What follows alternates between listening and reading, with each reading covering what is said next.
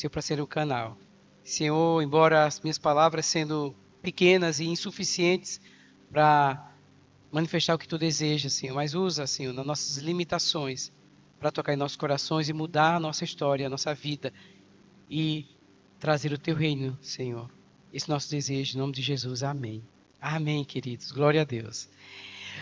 Eu quero agradecer também a visita, né, especial de nomes que temos.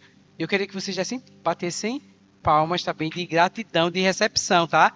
Paulo que está conosco aqui. Glória a Deus, amém, amém, glória a Deus. Que é marido de Daniele, que está aqui conosco, né, Daniele? Daniele veio e trouxe ele aqui conosco. Muito obrigado pela sua presença e estar aqui conosco. Estamos muito, muito contentes e queremos deixar registrado esse momento aí, uma lembrancinha. E também quem está conosco também é o professor de Jiu-Jitsu de Radassa, que está aqui, Pedro.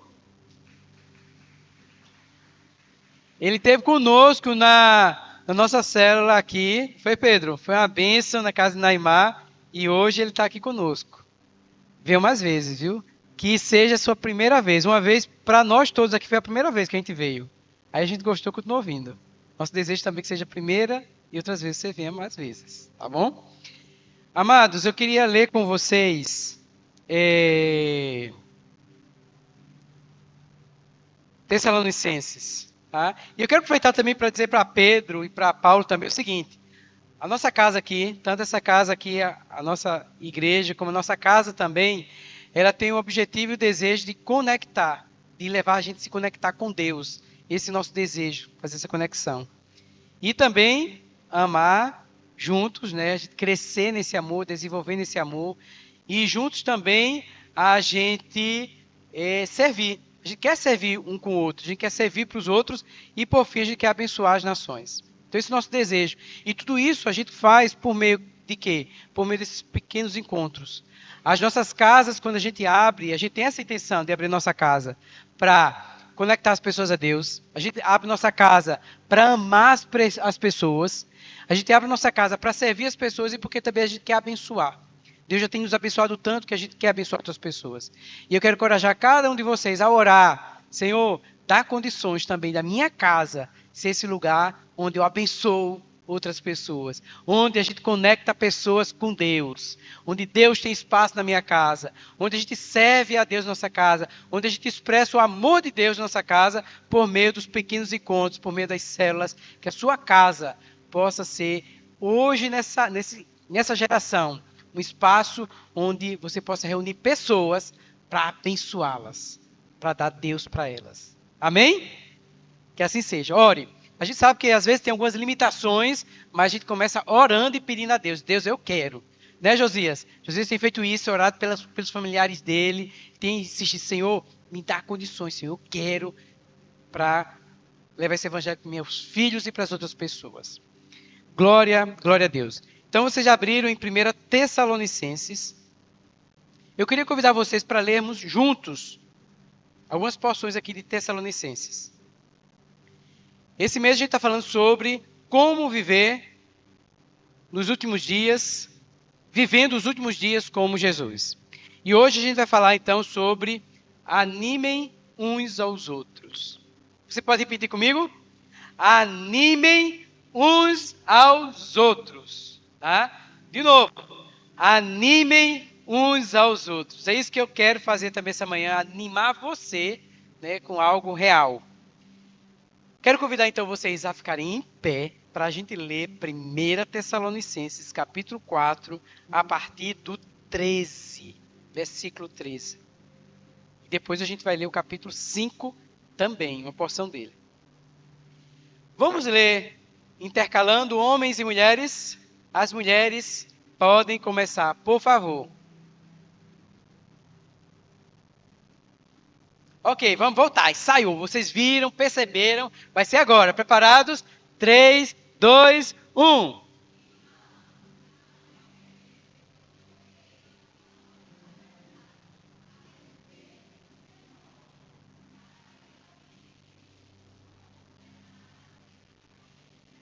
Agora os homens. Pois se cremos que Jesus morreu e ressuscitou, assim também Deus, mediante Jesus, trará na companhia dele os que dormem.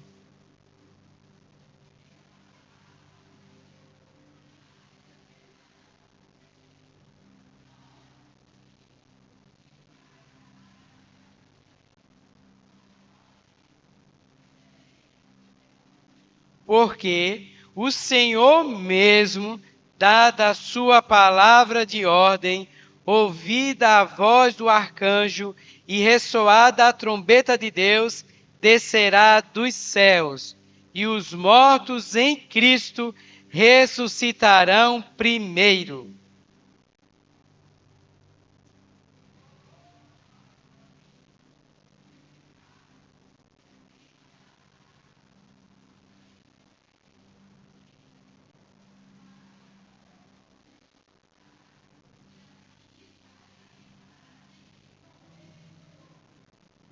Portanto, consolem uns aos outros com essas palavras. Eu queria chamar a atenção que vocês lessem junto comigo esse finalzinho assim, ó. O 17, finalzinho do 17. Estaremos para sempre e o 18. Pode ser? Vamos lá. Estaremos para sempre com o Senhor. Portanto, consolem uns aos outros com estas palavras. Agora, as irmãs, a partir do versículo 1 do capítulo 5, nós vamos ler até o 11, e as irmãs vão começar lendo o versículo 1. Pode ler, irmãs.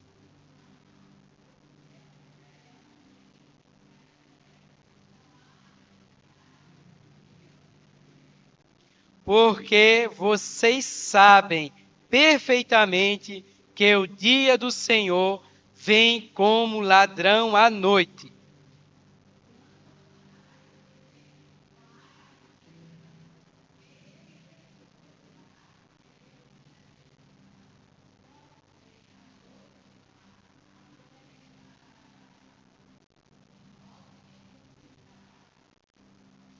Mas vocês, irmãos, não estão em trevas, para que esse dia os apanhe de surpresa como um ladrão.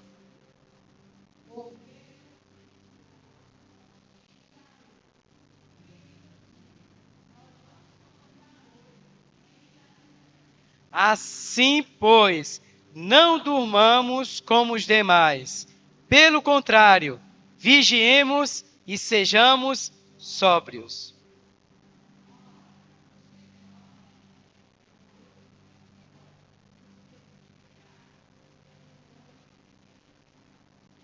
Nós, porém, que somos do dia, sejamos sóbrios, revestindo-nos da couraça da fé e do amor, e tomando como capacete a esperança da salvação.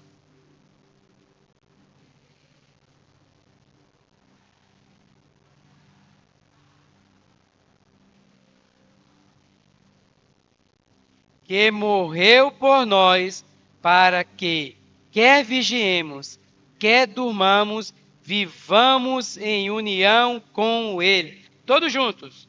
Portanto, consolem uns aos outros e edifiquem-se mutuamente, como vocês têm feito até agora. Amém. Pode sentar. Consolem, animem uns aos outros, como vocês têm feito. Irmãos, o contexto que a gente vive hoje, não sei você, mas às vezes a gente fica passando assim no celular, para cima e para baixo. Aí passa o tempo e a gente vai lá e pega. Às vezes a sensação que eu tenho, e às vezes a sensação que eu percebo, e algumas pessoas também às vezes falam isso, que a gente faz isso para ver se alguma coisa mudou no mundo.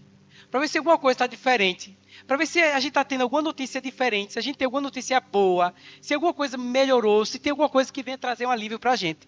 Então meio que a gente fica assim o tempo todo ali passando para ver se tem alguma coisa nova, alguma coisa diferente.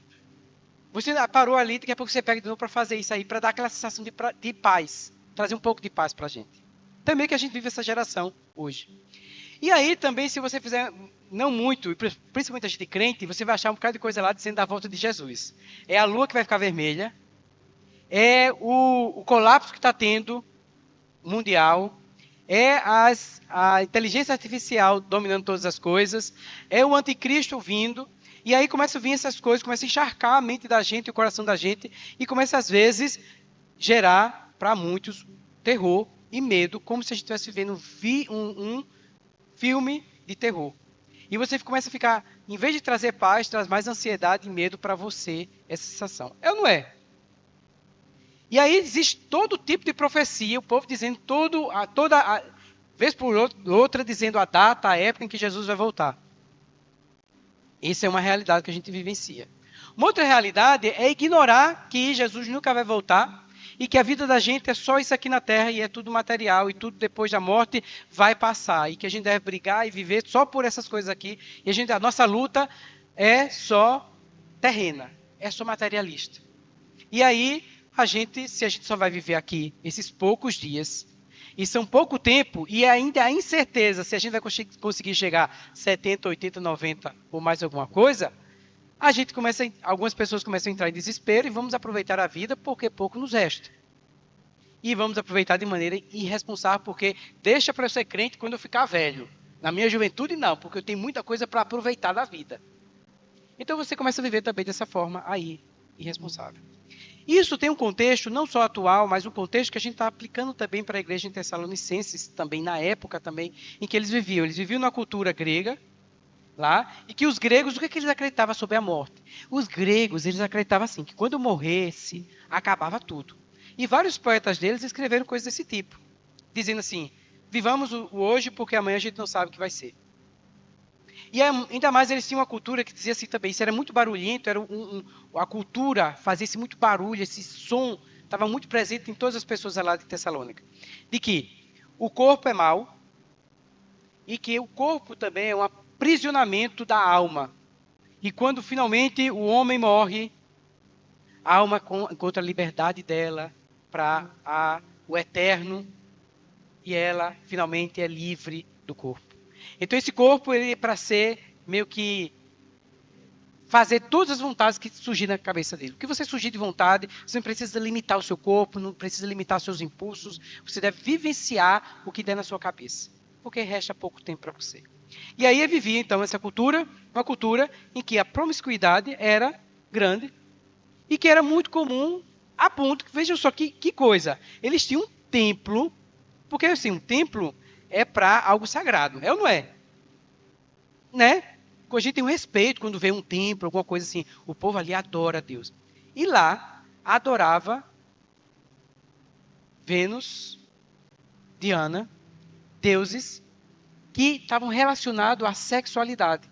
E o cultuar deles lá era cultuar com sexo, com coisas relacionadas à sexualidade. Então é muito estranho. E o dinheiro que eles pegavam disso aí para construir esses templos vinha de prostíbulos. Então, assim, é uma coisa meio pesada, meio estranha, meio né? Então, era essa cultura que os tessalonicenses estavam vivendo entre eles lá. Era muito comum isso aí, deles viverem. Então, imagine, a cultura dizia para eles, permissividade total, façam o que quiserem. Vivam de qualquer forma. Após a morte, não existe mais nada. E aí, é uma igreja nova que começa, alguns creram no Senhor, alguns deles foram perseguidos, alguns morreram, e eles começaram a perceber, alguns dentre eles começaram a ficar entristecidos e dizer assim, meu Deus, a gente está se guardando para Deus, que às vezes a gente pensa dessa forma, oxe, é muito desumano, eu me consagro para Deus, eu sou bonzinho, eu faço isso e aquilo, tal, e não aproveitar a vida, fulano de tal, que não está em nada com Deus, está aproveitando a vida melhor do que eu, que coisa injusta. E ainda, fulano de tal da minha igreja morreu, outro morreu, nem coitado, pobre coitado, nem aproveitou a vida. O bichinho. Não é, às vezes a gente pensa dessa forma. Ah, não é justo. E aí estava ficando alguns irmãos entristecidos, enfraquecidos por conta dessa situação. E confuso também sobre a volta de Cristo. Cristo vai voltar, não vai voltar, e não tem mais ressurreição dos mortos, porque muitos não acreditavam na ressurreição. E alguns que creram também estavam confusos sobre isso aí. Então, o que acontece nesse contexto dessa igreja, que Paulo fica preocupado? Paulo fala assim para eles, irmãos, eu não quero que vocês fiquem desencorajados e não quero que vocês vivam como muitos vivem sem esperança. Porque a esperança do meio que vocês estão vivendo é uma esperança assim, é só essa terra. Não tem uma esperança após a morte. E eu não quero que vocês vivam sem esperança, mas eu quero que vocês tenham clareza. Então, essa manhã eu quero falar para vocês sobre 3 aspectos, né? Eu quero falar assim nesse contexto de Tessalônica, que saímos da confusão para vivermos esses últimos dias com clareza. Para a gente sair da curiosidade para estarmos preparando-nos de prontidão. E sair da passividade para uma vida de santificação. Que está aqui nisso aqui espalhado que Paulo fala, né? Se a gente vê essa porção aqui do capítulo 4, do 13 ao 18, é Paulo trazendo essa clareza, essa confusão que havia na cabeça deles. Do capítulo 5, do 1 até o 3, é como se fosse Paulo também trazendo a questão, esclarecendo para eles sobre a vinda de Cristo. Ou melhor, no finalzinho ainda do 4 ali, também Paulo trazendo clarezas para ele. E por fim, essa porção do 4 ao 11, eu separei aqui como sendo a nossa saída da passividade e vivermos como filhos da luz. Amém? Glória a Deus. Então sobre isso a gente vai refletir hoje, né? Para a gente encorajar um ao outro. Para a gente consolar um ao outro com essas palavras, com a vinda de Cristo.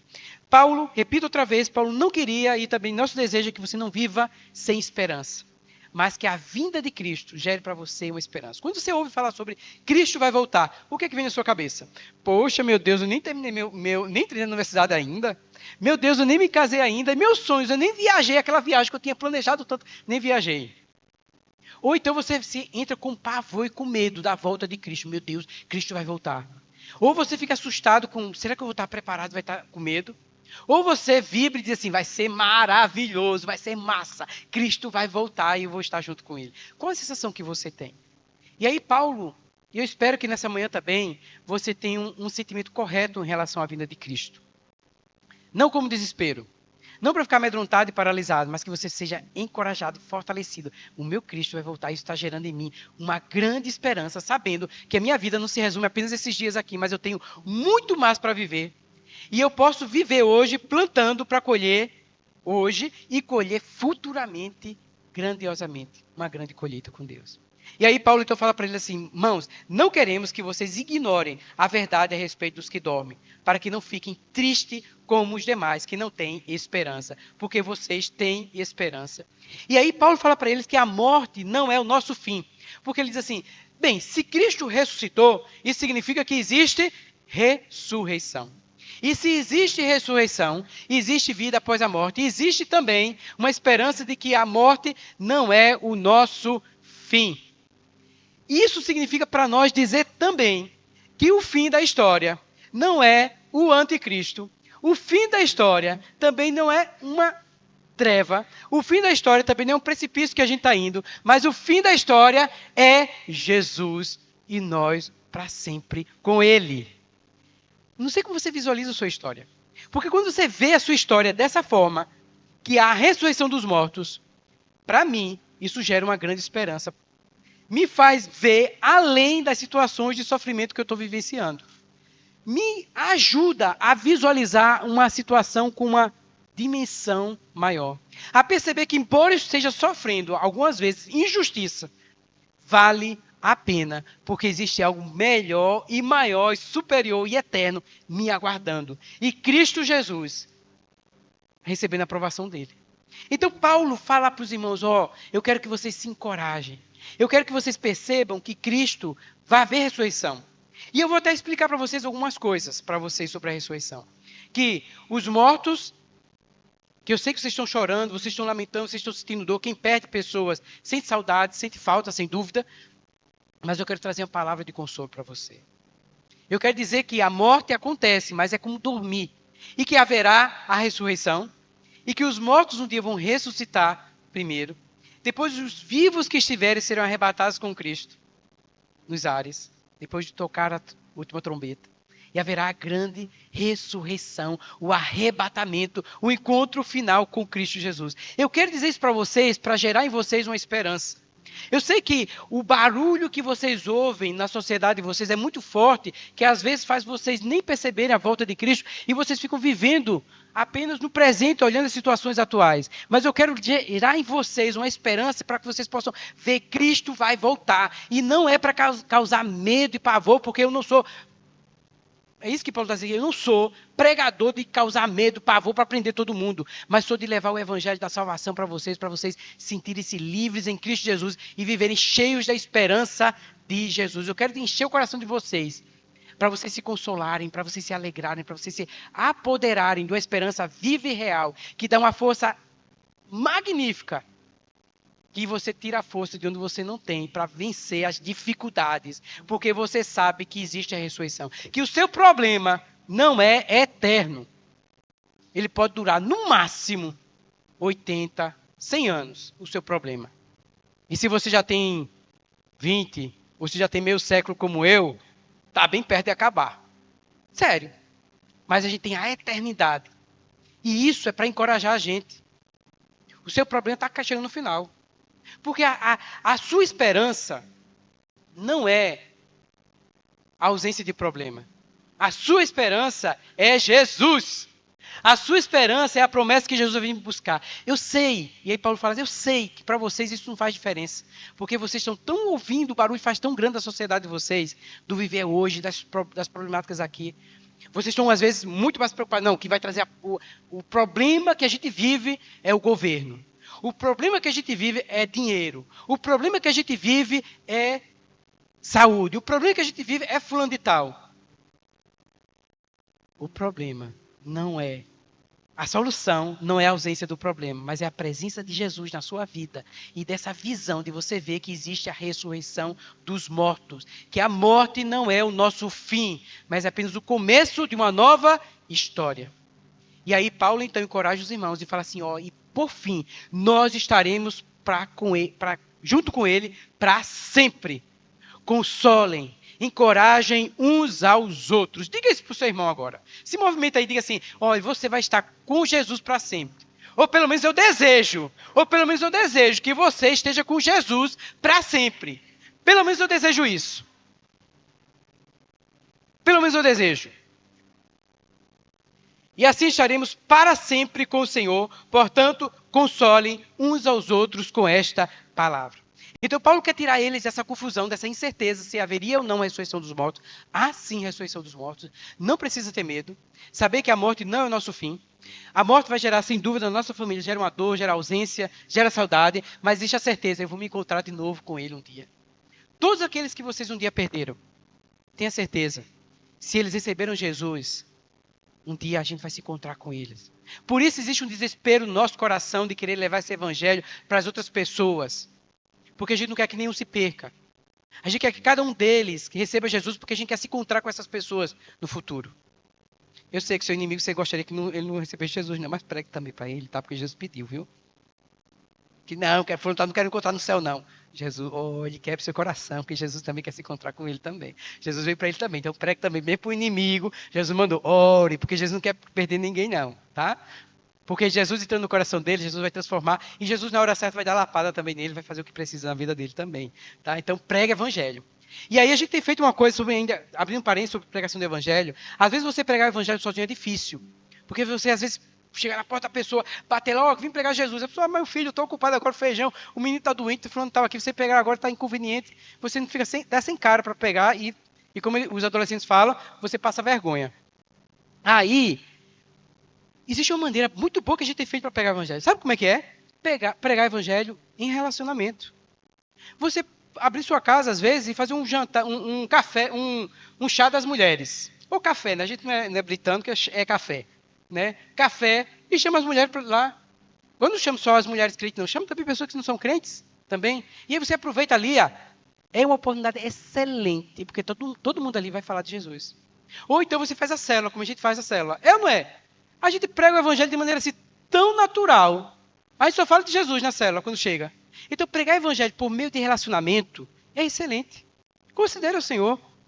O Senhor chamou cada um de nós para pregar o evangelho. E às vezes a gente fica sem saber, meu Deus, como é que eu vou pregar o evangelho? Como eu vou fazer isso aí? Aí você faz na sua casa, abre a sua casa, para receber pessoas lá. Faz ali, E você vai ver que Jesus vai pregar de maneira muito natural, sem você passar vergonha. Onde todo mundo sai satisfeito, feliz da vida, e diz, meu Deus, vamos marcar outro encontro desse aí? É ou não é? É. É muito bom. Então, assim, nós não queremos que nenhum se perca. A gente quer que as pessoas alcancem a salvação, especialmente nossos familiares. Ainda sobre os familiares, deixa eu falar outra coisa também. Eu sei que às vezes familiares, não, vou pregar para meus familiares, não, senão eu vou passar vergonha, porque eles sabem meus erros, eles sabem minhas falhas. Às vezes, você está querendo ser santinho agora, tu faz isso e aquilo, depois quer ser o santo. Sabe o que você faz? Esses dias eu fiz isso. Falei e vou repetir. Orar pelos familiares. Mas não é aquela oração que todo mundo fala assim, eu estou orando pelos meus familiares para se converter. Você é mais intencional. Você liga para eles e fala assim, ó, fulano, eu vou essa semana estar orando por você. Porque eu me importo, você é importante para mim. E eu queria saber o que é que você gostaria de agradecer para eu levar a Deus em gratidão. E também alguma luta que você quer compartilhar comigo para eu interceder junto com você diante de Deus. Essa semana eu vou estar fazendo isso todos os dias. Aí, claro, ele vai compartilhar a luta dele na proporção que ele se sente confortável. Você anota aquilo ali e você ora durante a semana toda por eles. Durante a semana você pode mandar uma mensagenzinha, pode mandar um áudio, pode mandar uma oração. Veja que coisa boa de você pregar o evangelho para os seus familiares sem ser chato e sem também querer ensinar, porque às vezes quando a gente quer pregar o evangelho para os outros às vezes fica chateado com a gente. Sabe por quê? Porque a gente quer ser o chato sabichão e a gente quer ser o dono de que tudo, que a gente é o santinho e o outro é o pecador. Aí o outro já fica na defensiva. Aí você começa a falar, porque se tu não crê em Jesus, é pro inferno. Eu pro inferno, tu vai pro céu. Tu que faz isso com mãe, com pai, com fulano de tal, tu vai pro céu, eu vou, eu que fico. Eu não é, porque aí vê as coisas de família. Então assim, a gente vai de maneira humilde para interceder pelos nossos familiares. Porque quem vai convencer e quem vai falar não vai ser a nossa palavra, vai ser Deus. E aí, se possível, a gente faz um jantarzinho em casa, alguma coisa, chama os familiares, vem aqui para casa. Não chama todo mundo, porque às vezes chama, assim, depende da família, tá? Só a estratégia. Porque às vezes todo mundo é descrente da família. Se você chamar todo mundo descrente da família, a festa, em vez de ser para Jesus, vai ser para outras coisas. Né? Aí você chama devagarzinho, você chama 2 casais crentes, bota um casal ali que não é crente. Aí, assim, são estratégias que a gente vai usando porque nosso desejo é que todos alcancem a salvação. Amém? Glória a Deus. Ficou a dica, tá? Jesus mandou falar isso para vocês cumprirem a missão de vocês de ir e fazer discípulos. Então Paulo fala para eles assim, console uns aos outros com essas palavras. Cristo vai voltar. E tem mais, né? Não vivem nessa confusão, mas tenham clareza. Haverá uma ressurreição. Uma outra coisa. Vamos sair da curiosidade para nos tornar prontos. O que é curiosidade? Muita gente fica querendo saber, estudando escatologia. Está correto. Se você gosta de estudar escatologia, você às vezes é muito estudioso, muito aplicado. Glória a Deus com isso aí. Só que você também tem que equilibrar para não ser alguém apenas curioso sobre escatologia, que sabe muito bem sobre a volta de Cristo, sabe as datas, mas a sua vida não é guiada por isso. E aí Paulo que sabia, sabe o que ele começa dizendo? Ele diz assim, irmãos, no que se refere aos tempos e às épocas, pronto, Paulo agora vai falar e detalhar os tempos e as épocas. Ele vai dizer que em 2020 vai haver uma grande pandemia, que vai acabar com tudo, que as pessoas vão ficar desesperadas, vai haver em 1940 uma segunda guerra, que vai haver perseguição contra os judeus, que vai haver Hitler, que é muito parecido com o anticristo, que muita gente vai achar que ele é a esperança e vai dizer que ele é e tal. E Paulo vai começar a dizer... Aí Paulo fala assim, irmãos, no que se refere aos tempos e às épocas, não há necessidade de que eu lhes escreva. Poxa, Paulo... A gente pensava que Paulo ia falar sobre as datas e a época, já que estava todo mundo curioso, estava todo mundo ansioso. E Paulo falou assim, não vou falar sobre isso. Sabe por quê? Porque muito mais do que saber quando Jesus vai voltar, é como você está vivendo hoje. Porque você pode saber muito bem quando Jesus vai voltar. Vai ser assim. Vai haver os 7 anos da grande tribulação, 3 anos e meio bom, 3 anos e meio ruim. Aí depois disso aí, quando a gente perceber que houve esse grande governador aí que reinou 3 anos e meio, bom, por isso vamos ficar espertos. Todo governador que é bonzinho, depois vai ser revelado. Vamos contar aqui a época, aí depois vai vir a grande tribulação. Quando vem a grande tribulação, meu Deus do céu, será que a gente já está vivendo a grande tribulação? Porque é tanto sofrimento que a gente está vivendo, é tanta desgraça, tanta coisa ruim. Será que a gente já não está na grande tribulação e Jesus não está voltando aqui daqui a pouco? Aí, depois disso aí vai ter, aparece então a grande arrebatamento. Mas espera aí, o arrebatamento vai ser depois da grande tribulação ou antes da grande tribulação? Porque alguns versículos falam que é antes, outros falam que é depois. E aí, como é que vai ser? E aí, daqui a pouco a gente começa já a brigar um com o outro, com o crente, porque diz, não, na minha igreja se prega que o arrebatamento é antes da grande tribulação. Não, a minha é depois da grande tribulação. Aí eu digo, não, mas também tem um reino milenar, que vai ser 1000 anos, onde Cristo vai reinar aqui na terra, Satanás vai ser preso, e aqui ele vai reinar, e vai haver um governo maravilhoso, depois vai ser finalmente terminar isso aí, e haverá um novo céu e nova terra. Aí, às vezes, a gente fica brigando com o outro, e sem perceber que a gente está brigando, a gente está se esvaziando e perdendo, em vez de a gente se preparar para Cristo Jesus. Porque existem algumas coisas em comum e sobre isso a gente poderia enfatizar. Todos nós crentes, nós cremos que Cristo ressuscitou. Amém? Todos nós cremos que haverá um dia a ressurreição dos mortos. Amém? Todos nós cremos também que um dia nós estaremos para sempre com Cristo. Amém? Todos nós cremos também que um dia, por fim, o bem vencerá o mal. Todos nós cremos que um dia Cristo vai governar e o reino dele será um reino eterno de paz. Nós cremos que Cristo deseja que todos nós estejamos com eles, que sejamos salvos, que sejamos arrebatados, que vivamos com ele para todo sempre. Isso já é o suficiente para a gente viver uma vida de aguardar a vinda do Senhor, de se entregar por ele. Se você quiser estudar os detalhes, estude, mas não para mostrar que você está certo, que o outro está errado. Mas viver uma vida para o Senhor.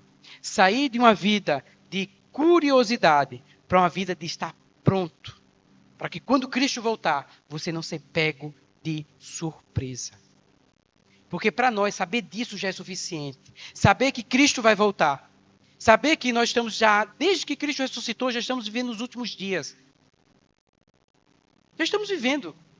Que não precisa haver um grande terremoto aqui no nosso país para dizer assim, agora eu vou me consagrar para Jesus. Não precisa vir uma outra pandemia para dizer assim, não, agora eu vou viver para Jesus porque Jesus está voltando. Porque Jesus já está voltando, já está se preparando. Você não precisa saber que o anticristo já está reinando para dizer assim, não, agora eu vou me voltar para Jesus, agora eu vou para a igreja. Você não precisa disso aí. Você já precisa saber, Jesus vai voltar. Resta-nos pouco tempo. E quanto a mim, eu quero viver uma vida digna para o Senhor. E aí Paulo fala para os irmãos então isso aqui. Irmãos, no que se refere aos tempos e às épocas, não há necessidade que eu lhes escreva, porque vocês sabem perfeitamente os detalhes da ressurreição. Não.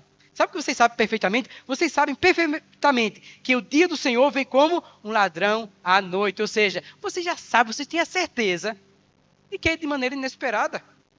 Eu não preciso dizer para vocês a hora e o tempo. Como vocês às vezes estão ansiosos querendo saber. Por quê? O filho já falou, nem sei, se pertence ao pai. E eu vou vir como ladrão, pegar de surpresa. O ladrão não avisa, ó, estou chegando hoje à noite aí, vou aí na tua casa. Ô ladrãozinho bom, né? Vamos chamar logo a polícia, botar a polícia lá de prontidão e deixa ele chegar, venha. Né? Ou seja, o Senhor virá como ladrão quando disserem paz e segurança, eis que lhe sobrevirá a repentina destruição. Sabe o que a gente precisa ficar até alerta? É que muitas vezes a gente fica colocando nossa paz e nossa esperança em quê? É na ciência. A paz da ciência agora está resolvendo todas as coisas, os problemas de todo mundo. No início do século XIX foi isso aí, século XX, que a ciência surgiu, todo mundo falou assim, ó, não precisamos mais de Deus, se eu tenho dor de cabeça, não preciso mais orar. Se eu tenho uma dorzinha, eu tomo um remédio e resolve tudo. Inclusive, até mesmo dores, agora eu posso tomar remédio que eu não sinto mais uma dor. A ciência e a medicina chegou para resolver todas as coisas. E muita gente começaram a desviar de Deus. Resolveu? Hoje a gente tem vários outros tipos de doenças. Não, o problema é o governante. Se a gente trocar de governante para tal, vai mudar tudo. Não, o que a gente precisa é a questão de transporte. Se todo mundo tiver um transporte que voe, acabou o problema de trânsito de Recife. Não, o problema é a inteligência artificial. O problema é isso aqui, o problema é aquilo ali. E a gente fica colocando nossa esperança em coisas. Quando a gente ficar dizendo paz e segurança, eis que lhe sobrevirá a repentina destruição. Porque a gente está tão, às vezes, atordoado e tanto barulho fazendo no nosso ouvido que a gente está perdendo o nosso foco sobre a vinda de Jesus.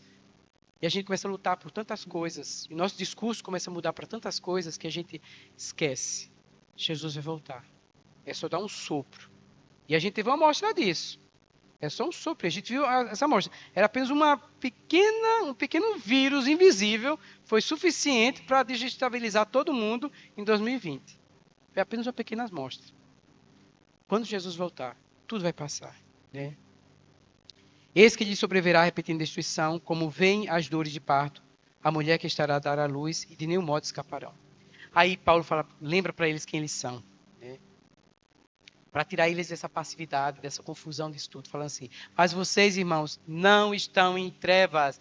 Mas vocês, irmãos, não estão em trevas. Fale para o seu querido irmão aí, que ele não está nas trevas. Você não está nas trevas. Né? Para que esse dia os apanhe de surpresa, como ladrão, porque vocês todos são filhos da luz e filhos do dia. Nós não somos da noite nem das trevas. Assim, pois, não durmamos como os demais, pelo contrário, vigiemos e sejamos sóbrios. Ora, os que dormem é de noite que dormem, e os que se embriagam é de noite que se embriagam. Nós, como filhos da luz, sabendo disso, que Cristo vai voltar, tendo a certeza e a segurança que ele virá como ladrão e que a gente não precisa saber hora e data, o que a gente precisa é estar de prontidão. Sair da nossa mornidão, da nossa indiferença, e nos ativar. A perceber que Deus quer usar você como um luzeiro. Quando todo mundo está confuso, incerto, inseguro, amedrontado, vivendo uma noite escura, você está como um farol, brilhando nessa noite escura e apontando para Cristo Jesus. Levando esperança para um mundo em que as pessoas estão sem esperança. Levando esperança para a sua família, levando esperança para as pessoas próximas a você. Eu sei que todo mundo aqui tem problema. E se você... Eu não vou brigar com você não, porque eu sei que o seu problema é maior do que o meu e maior do que todo mundo. Porque todo mundo tem o seu problema e o seu problema é sempre maior do que todo mundo. É ou não é? É, porque está no seu olho, né? O grãozinho de areia no seu olho é pequenininho para o outro, mas no seu é o tamanho do mundo. E aí você não vê saída. Existe um farol. Jesus está voltando. Jesus vai voltar. Jesus é nossa esperança. Tenha compaixão das outras pessoas também. Não fique apenas fincado nas suas dificuldades, nos seus problemas. Existem pessoas que também estão precisando. Uma boa maneira de você se curar, de você se... Para você, é fazer o que Jó fez. Orou pelos amigos, intercedeu pelos outros. É você ter compaixão também da vida das outras pessoas. E você ser, nesses dias de trevas, não viver nas trevas, mas você se coloca dentro do Senhor para viver uma vida de santificação. De se preocupar com os outros, de ter intenção de ajudar os outros, de levar esperança também para os outros, de encorajar os outros com essa palavra, com essa esperança de Cristo Jesus. Que você possa ter essa disposição e sua vestimenta, como fala assim, se revestir com o quê? Com a couraça da fé, do amor e o capacete da esperança para guardar sua mente. Quando o desespero bate, você olha assim, eu tenho esperança. A minha história não acaba com o anticristo. A minha história não acaba na treva. Minha história não acaba também com esse grão de areia no meu olho, com esse espinho da minha carne. Não se acaba. Porque a minha história final é viver para sempre com Jesus. Essa é a minha esperança que me norteia a minha vida, dá propósito para a minha vida e me dá força para seguir e continuar, mesmo tendo as minhas dificuldades que são do tamanho do mundo. Eu quero convidar você a fechar seus olhos, a orar ao Senhor sobre isso. Que você saia da sua confusão, da sua vida, das incertezas, do barulho que o mundo fala tão alto sobre você, que às vezes você fica desnorteado, querendo resolver o problema do mundo com coisas do mundo. Quero que você lembre, existe uma vida após a morte. E para nós existe uma esperança que é essa vida com Cristo Jesus. Quero também convidar você, muito mais do que querer saber quando Cristo vai voltar, que você esteja se preparando para esse grande dia que será festivo, será de alegria. E que você saia também de um mundo de medo, de passividade, para se santificar, para ser luzeiro, para iluminar a vida de outras pessoas. Que você possa achar também consolo para muitos problemas que você tem vivido em Cristo, na volta dele. Você se desperte, que você assuma essa missão e ser também um luzeiro na vida de outras pessoas. Que Jesus lhe abençoe. Amém. Quero convidar você agora a fazer pequenos grupos para vocês compartilharem o que vocês ganharam nessa mensagem, o que Deus falou para você, e você quer compartilhar com seu irmão, porque você quer consolar o seu irmão com essas palavras, com essa esperança, tá bom? Vocês vão receber agora uma folhinha com perguntas, com a sinopse dessa mensagem aí. Encorajem um ao outro, enche o outro cheio de fé. Amém.